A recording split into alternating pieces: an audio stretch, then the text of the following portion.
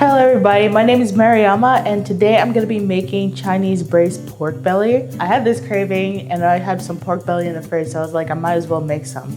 I went to HEB to go get Shaoxing wine so I can make this as like authentic as possible, but I'm going to try my best.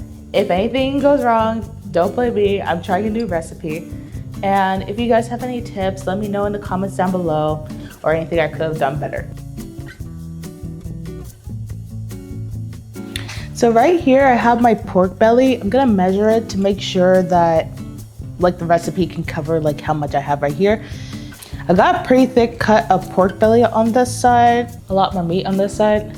Yeah, you can see that this might be good, might not be good. I'm not sure how it works, but we'll figure it out together. So I have 3 pounds and 5 ounces because a pound is 16 ounces and that's not half of a pound, that is 5 ounces. Half of a pound would be 8 ounces, okay? So I just washed my hands, 3 pounds and 5 ounces. So what I'm gonna do is I'm gonna figure out how much I need. About 1.3, oh wait, let me just put this in grams because this person was very helpful and put this whole thing in grams. This person says 600 grams of pork belly. I have 1,512, so I'm gonna double it and put like a little bit more than usual.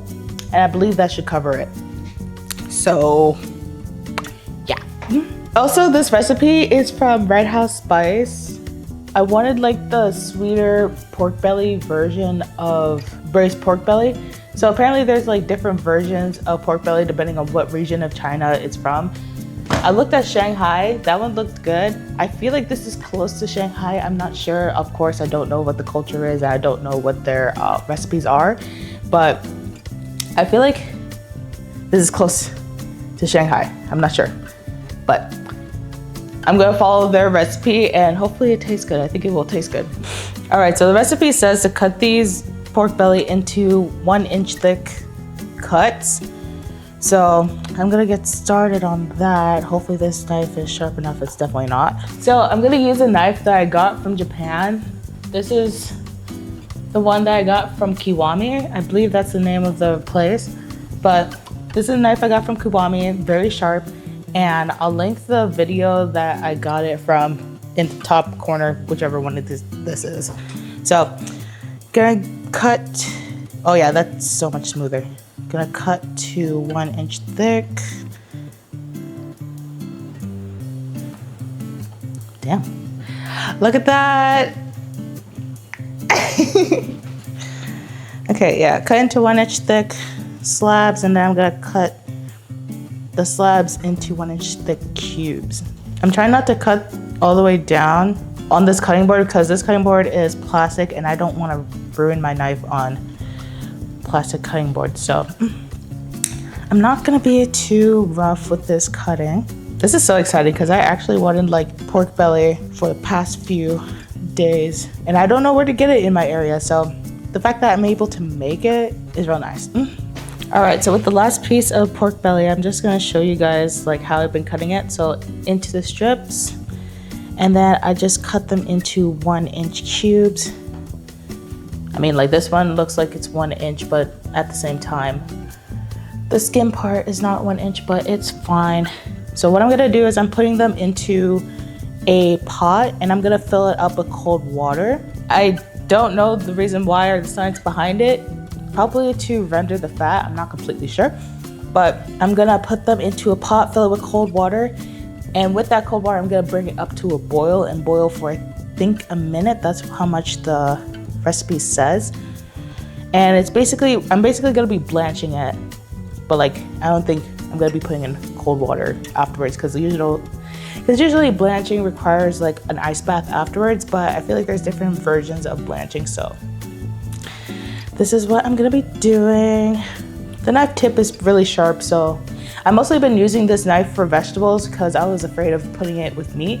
The reason why I've been afraid to put it with meat is because whenever I do meat, I like to put it onto a plastic board instead of a wooden board because if I cut meat on a wooden board, then all the bacteria is gonna get in between the cuts in the board and that can lead to bacteria. Honestly, I feel like I might put this as my meat knife because this one has a single body, not like single body, how do I say it?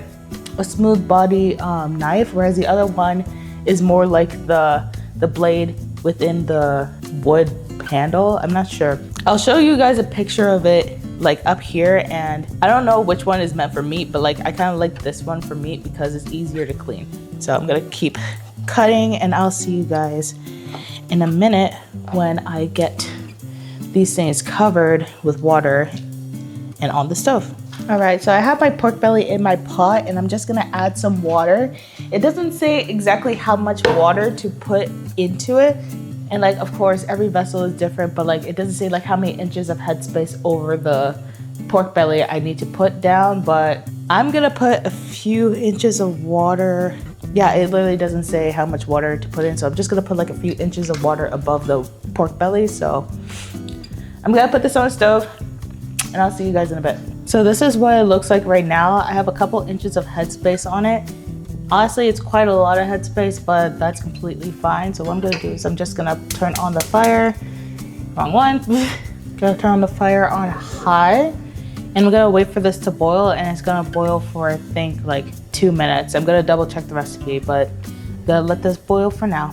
So while the pork belly is going up to a boil, I'm gonna be preparing my aromatics.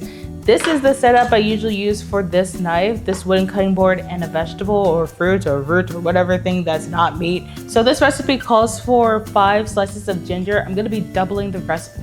Actually, it's a triple because I have 3 pounds. No. In grams, this is why grams is so good. I have 1,500 and the recipe calls for 600 grams. So I'm just gonna be doubling in like 0.5, double 0.5, yeah. So this thing calls for 5 slices of ginger. I'm gonna be putting like 7 or 8. I was gonna say 6, 7, but no. So I'm just gonna peel this with the spoon. I'm gonna peel off all the skin. It's very easy to peel off. So as you can see right here, I'm just gonna take the front of the spoon. I'm just gonna drag it along the front. The skin usually comes off. And I'm just gonna do that for like the majority of the ginger. The ginger looks old. It'll still be a good recipe. I hope it still tastes good. That's all that matters. So now I have my ginger completely stripped of its skin. There we go. I'm just gonna cut off all the nodes on the sides. Dang, this ginger is hella old. I might do like an actual 10 instead. Just cut up this whole thing. If I can get 10 out of this. 7's pretty good. There's a lot of meat in there, but like I feel like this should be good. These are gonna be my slices of ginger. I might just cut these into halves, but like at the same time, it's going to release the same amount of ginger no matter what. So if it's bite-sized, it doesn't matter. I could literally just like eat one of these. Cool, now we have more slices of ginger. Anyways, the recipe also calls for star anise. I think I'm just gonna put 2 of these into it. 2.5, perfect. Now, the recipe also calls for like a few leaves of bay leaves. Honestly, I don't think these kind of bay leaves really do much. Like, yeah, it has a little bit of a scent, but it's not as strong compared to curly bay leaves, which is the ones I use most often. Honestly, the curly bay leaves are extremely aromatic, so I'm only gonna use like either half or I don't know, you gotta put like a little less than how much the recipe says. This is what it looks like. It's very curly and it's super aromatic. Like put one of these in like a pot of rice and it will put its fragrance on all of the rice. Like it's that potent. Put a few of these with the recipe. Let me double check what the recipe wants. This is what I mean when I don't follow recipes, because I literally just like start putting things in and hope for the best. So right now I'm just skimming all of the impurities off the top of the pot. So I'm just gonna take it all and put it inside of a different container just so I can separate them from the pot. And I'm gonna do this until it boils for a few minutes. So once the meat starts boiling clear like this, that means that it's ready to drain. So I'm just gonna get a colander and I'm going to take up all of the meat and I'm going to rinse it under cold water. All right, so now that I have the pork belly rinsed and drained, I've cleaned my pot and I'm going to add the pork back. So it lays like this. And now I'm gonna add 2 cups of Shaoxing wine and then enough hot water to cover the top. So now I'm gonna put the fire back on and I'm gonna add my aromatics. I add 4 star anise, my slices of ginger, and then the curly bay leaves. And now I'm just gonna freehand the seasonings because this pot is obviously bigger than what they expected. So I'm gonna add some dark soy sauce and then some light soy sauce. And then I'm gonna put about 2 tablespoons of brown sugar. Possibly 3. And then I'm gonna let it boil. And once it boils, I'm gonna let it simmer for about an hour or an hour and a half. So now that everything is boiling, I'm gonna reduce it down to a simmer and I'm gonna set a timer for an hour. This is to let the beef get fork tender, so I'm gonna cover this up. So right now I'm boiling the sauce down. I removed the pork from the boil. So this is what the pork looks like right now. But I'm gonna boil this down until it's a glaze. If it doesn't turn into a glaze, I might put a cornstarch slurry, but other than that, I feel like sugar or honey could work as well, but I'm just gonna boil it down and see how it comes out from there on. All right, so now that this thing has reduced to like almost a glaze, like it's thick enough where I can see the bottom of the pan and it's bubbling instead of like boiling, I think I'm gonna add the pork now. So I just put the beef in and I took out as much of the star anise as possible because those ones were extremely strong. But this is what it looks like right now. The sauce is starting to come together. I could have reduced this a bit more, but I think that I'm gonna let the pork simmer inside of this and soak up as much of the sauce as possible. But other than that, this looks pretty good. Now we have braised pork belly.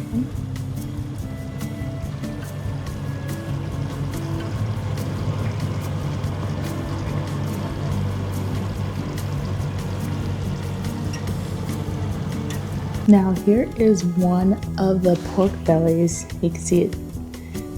I don't know if I can make it jiggle, but it jiggles a little bit. And then the meat is on the bottom. The fat and skin literally melts in your mouth. I braised this one for an hour and 30 minutes instead of an hour because when I did it for an hour, the skin was still like a bit snappy. So I wanted like the ones that literally melt in your mouth. So the fat and skin did that. The meat is like still a little bit tough, but like it's not like as tough as if you like pan fried or baked it. It's really good. Honestly, you could probably make this in an Instant Pot. The Instant Pot will probably make both the meat and the fat and skin super soft. So I'm gonna have the pork belly with some rice and some kimchi because whenever I have anything that's like fatty or oily, I like to cut it with some like acid or vinegar. So that's why I'm gonna have like kimchi.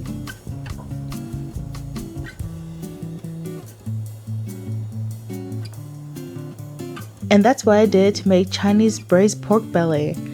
Make sure to like, comment, and subscribe. I'm trying to get to 1,000 subscribers before the end of the year, so I'd appreciate you helping me in that goal. And of course, I'll see you guys in the next video. Bye!